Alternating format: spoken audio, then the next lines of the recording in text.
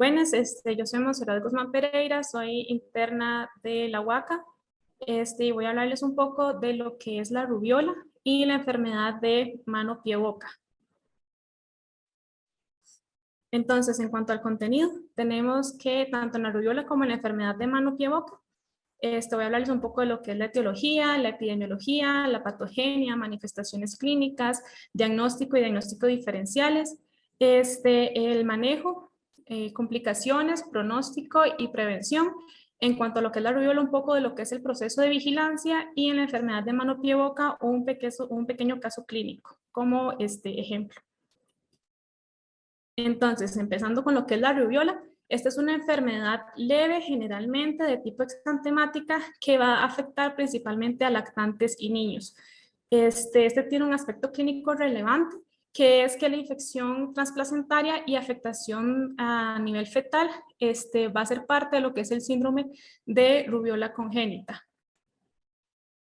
Dentro de la etiología, tenemos que va a pertenecer a la familia Toboviridae y es el único de la familia específica rovivirus.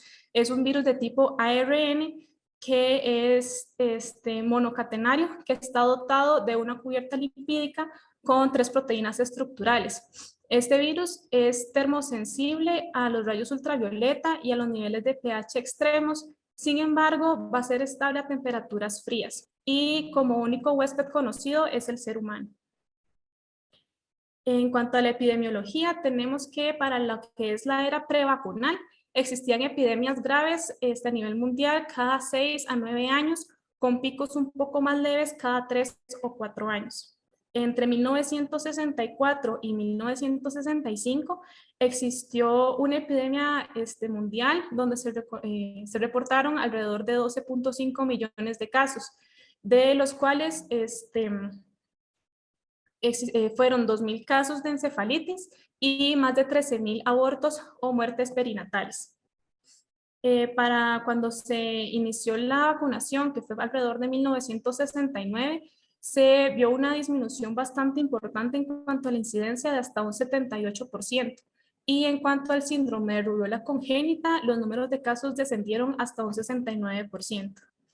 Para 1989 y hasta 1991 existió una reaparición de la rubiola asociada a una epidemia del sarampión de la época. Entonces se dictaminó una recomendación de una aplicación de 2 dosis de la vacuna en los niños. Y esto nos generó una disminución de la incidencia de 0.45 casos por cada 100.000 a 0.1 por cada 100.000 para 1999. Entonces, pues esto nos deja como bastante claro que la vacuna realmente desde su instauración ha sido bastante efectiva. Para el 2004 en Estados Unidos la propagación endémica fue eliminada. Sin embargo, pues se siguen reportando algunos casos esporádicos, pero no son de causas endémicas, sino pues traídas de otros lados. Para el 2016, a nivel mundial, se reportaron 22.106 casos de rubiola y 358 de síndrome de rubiola congénita. Entonces, esto nos demuestra que pues no se ha logrado eliminar por completo esta enfermedad. Sin embargo, sí se ve una gran diferencia, por ejemplo, para la epidemia del 65, que se reportaban 12.5 millones de casos a 22.000 para el 2016. Entonces, aquí en esta gráfica podemos ver lo que es en la línea azul el síndrome de rubiola congénito para los años entre 1966 y 70, que existía un pico como hasta de 70.000 casos, y de la rubiola en sí un poco más de 50.000 casos. Y podemos ir viendo conforme va descendiendo, retomando que la vacunación se inició en 1969, pues estos picos han ido descendiendo hasta este reporte en Estados Unidos para el 2011, en donde el síndrome de rubiola congénita pues se ven menos de 10 casos y la rubiola en sí es casi, pues no se percibe la línea. Dentro de esto es una tabla de casos mundiales de rubiola y sarampión del año pasado. Entonces podemos ver que para el continente americano no se reportaron casos en todo el año anterior.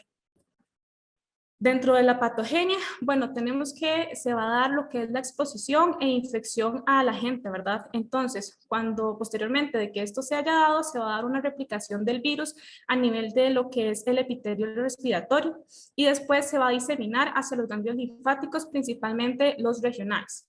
Entonces, posteriormente a esto, se va a dar una viremia alrededor de 10 a 17 días desde la infección. Entonces, en el día 10, posterior a la infección, se va a dar lo que es la liberación del virus a nivel de la nasofaringe. Tenemos que el periodo con mayor riesgo de contagio van a ser 5 días antes y hasta 6 días después de que se presente el exantema en el paciente. Y una infección congénita se va a dar cuando la madre se contagia de rubiola durante pues, la gestación. Entonces, este virus tiene la capacidad de pasar la placenta, por lo tanto, el virus se va a extender por el sistema vascular del feto y es cuando se desarrolla el síndrome de rubiola congénita. Dentro de las manifestaciones clínicas, tenemos que la infección a nivel postnatal generalmente es leve, sin embargo, a veces es difícil de distinguir de otras infecciones víricas. Posteriores al periodo de incubación, que va entre 14 a 21 días, es cuando podemos ver lo que son la fase prodrómica, que se va a manifestar con febrícula, dolor faríngeo, eritema a nivel ocular, ya sea con o sin dolor en también puede presentar cefalea, anorexia y linfadenopatías, en donde los que se van a ver principalmente afectados van a ser los ganglios suboccipitales, retroauriculares y los cervicales anteriores.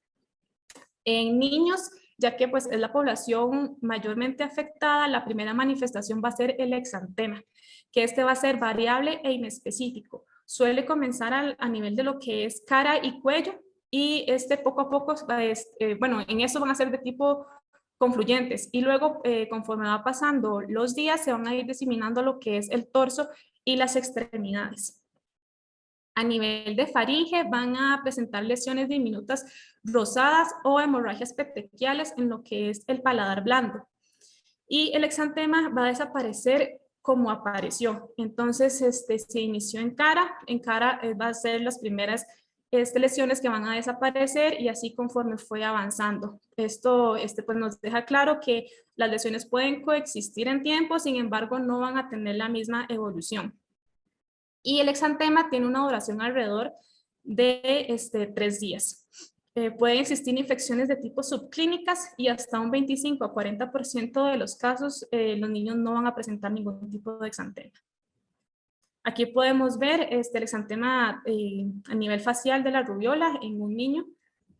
Y aquí están las petequias a nivel de paladar blando. Ahora, en cuanto a lo que es el diagnóstico, bueno, se va a basar principalmente en 3 elementos que van a ser las manifestaciones clínicas, la epidemiología y las pruebas de laboratorio. Entonces, las pruebas serológicas con medidas de inmunoglobulinas G e inmunoglobulinas M específicas, además de una aplicación de PCR con una transcripción inversa y aislamiento de tipo viral. Entonces, el anticuerpo IgM específico va a ser en la infección primaria, que esto nos va a confirmar la enfermedad, y esta se puede detectar a partir del tercer día desde la erupción y puede permanecer positivo hasta 30 o 60 días posteriores. En cuanto a lo que es la IgG, esta va a tener un aumento de más de 4 veces de los anticuerpos entre la fase aguda y la convalecencia de la enfermedad. Y el ARN se puede detectar mediante una PCR a partir de hisopados, faringios o nasofaringios, y esta prueba nos va a dar la confirmación definitoria de la enfermedad.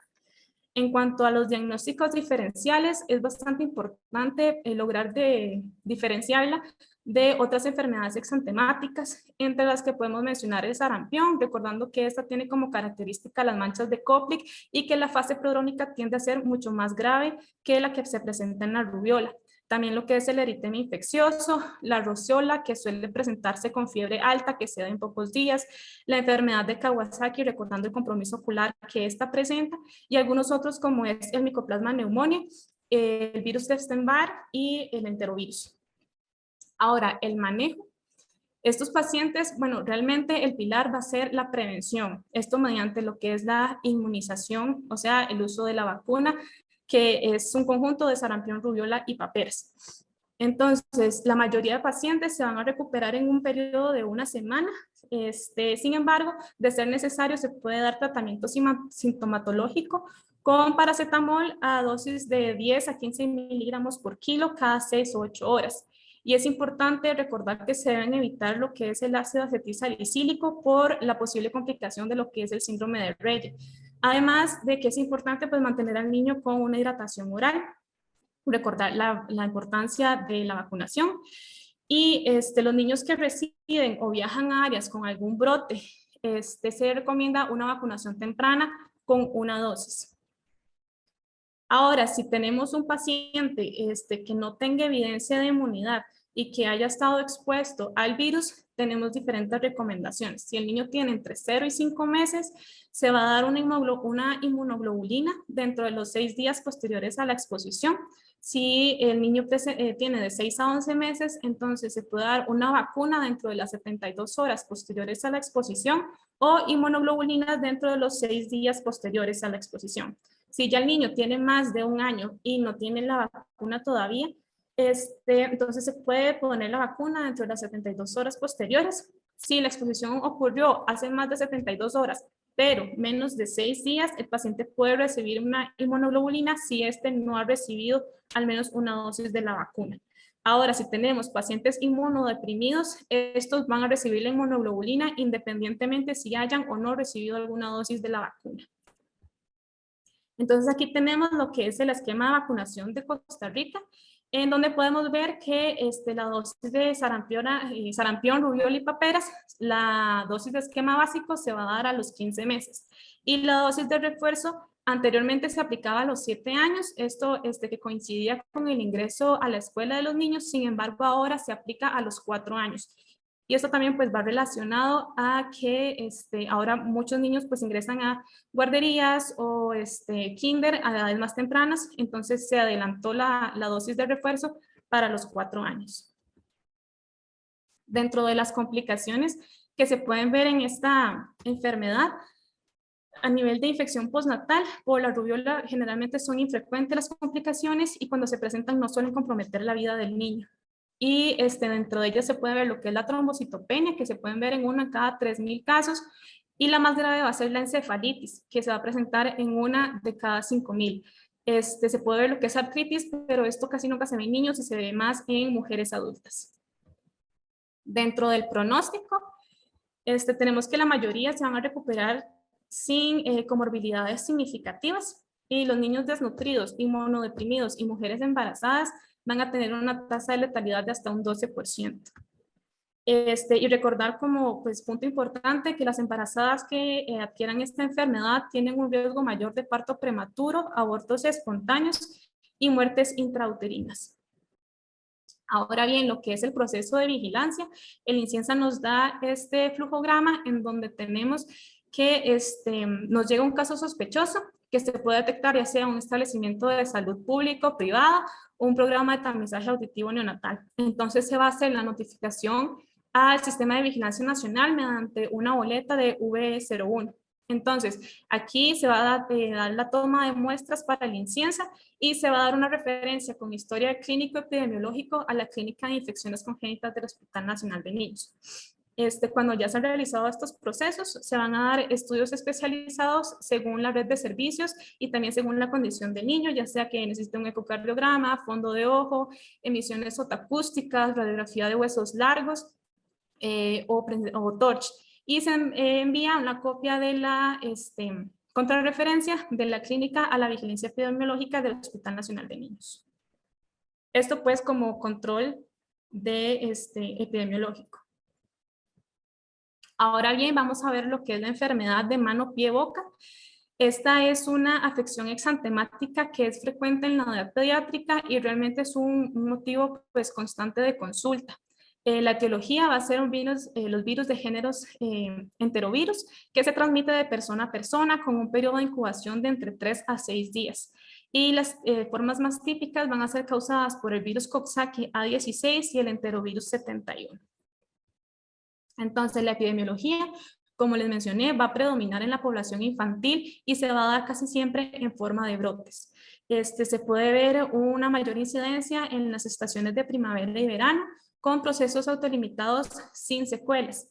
Y la infección que presenta va a ser elevada en prevalencias en los países del sudeste asiático, como lo es India, China y Japón. En cuanto a la patogenia, bueno, se va a dar que es una transmisión de agentes causales por vía fecal oral. Entonces se va a dar mediante la ingesta de partículas víricas de personas infectadas por la vía ya sea gastrointestinal o por las vías respiratorias superiores. Entonces, posterior a la ingesta, el virus va a iniciar su replicación en el tejido linfoide y desde aquí se va a diseminar por medio de una viremia inicial hacia los tejidos u órganos diana y después se va a iniciar ya propiamente la viremia secundaria. Dentro de las manifestaciones clínicas tenemos que en esta patología se inicia con lo que es fiebre y mialgias, manifestaciones mucocutáneas con lesiones vesiculosas a nivel de la mucosa oral y cutáneas en localizaciones típicas. Recordar que es frecuente que los padres nos digan que el niño ha dejado de comer. Esto va a ser pues por el dolor que presenta por las vesículas a nivel oral.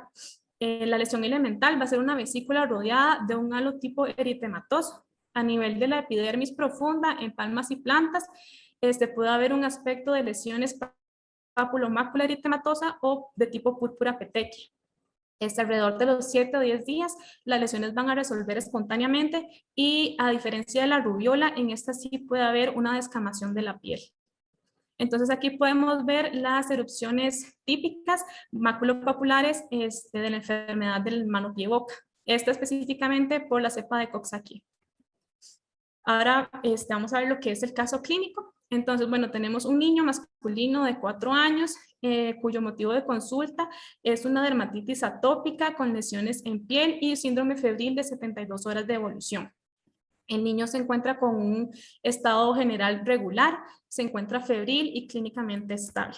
Al examen físico podemos ver que tiene lesiones de distribución generalizada, máculas papuloampollosas que se encuentran en manos, pies, pliegues, tórax, región perineal y genitales, y algunas están recubiertas por una costra tipo milicérica.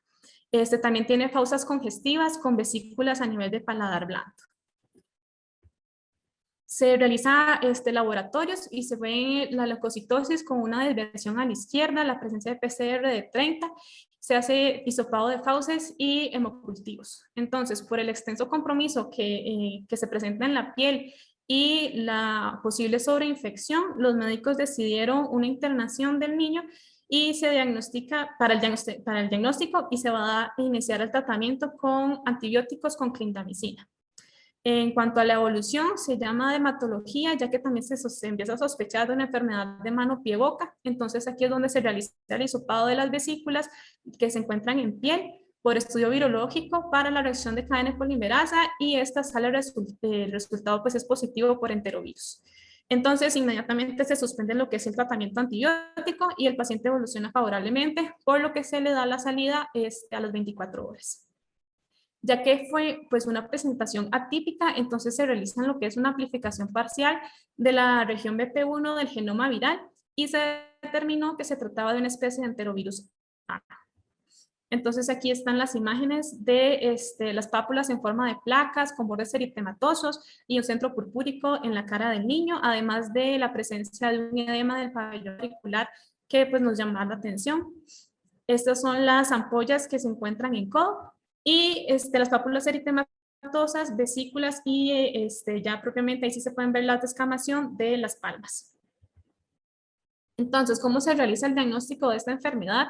Va a ser meramente clínico. Se puede enviar una PCR cuando exista una sospecha de infecciones a nivel del sistema nervioso central y lo que es ELISA e IgM para pues, fines epidemiológicos. El diagnóstico precoz nos va a permitir evitar lo que son brotes epidémicos y dentro de los diagnósticos diferenciales tenemos lo que es considerar el herpes simple 1 y 2 y la varicela zoster. Entonces el manejo, al igual que la rubiola, va a ser un manejo sintomático con paracetamol a la misma dosis de 10 a 15 miligramos por kilo cada 6 a 8 horas. Se deben de evitar los corticosteroides, esto debido a que hay una relación que cuando se le da este fármaco al niño, de tener una unas manifestaciones leves se puede complicar el caso. Se pueden recomendar quizás sprays faríngeos que contengan analgésicos y anestésicos pues para disminuir el dolor a nivel oral. El aseo bucal es importante, sin embargo, tratar de evitar lo que son cepillos de dientes pues para evitar complicar las lesiones presentes en la boca. Tampoco se debe de forzar al niño a comer, ya que pues tiene dolor, entonces se pueden ofrecer lo que son líquidos a tolerancia, dieta blanda, y poco a poco, conforme él vaya mejorando, entonces ya se puede empezar nuevamente con una dieta sólida. Y en casos severos, se pueden dar inmunoglobulinas G, esto para reducir la enfermedad del sistema nervioso central y evitar las complicaciones. Entonces, el pronóstico, la recuperación se da generalmente entre 10 a 14 días sin aparición de secuelas. Hay factores que son importantes y que se le deben de decir a los padres, como lo es la presencia de temperatura de más de 37.5 grados por más de 3 días, letargia, vómito y que haya sido demostrado una infección por enterovirus 71, entonces se deben de reconsultar si el paciente ya no estuviera en el hospital, ya que estos sí se asocian a cuadros severos, con afectación principalmente del sistema nervioso central, que nos va a condicionar a secuelas tanto cognitivas y neurológicas. Y la prevención, pues como sabemos bien y se ha demostrado todavía más estos últimos 2 años con la pandemia, el lavado de manos frecuente realmente disminuye la afectación de este tipo de enfermedades, y en niños es importante educarlos desde chiquitos a mantener una buena higiene personal.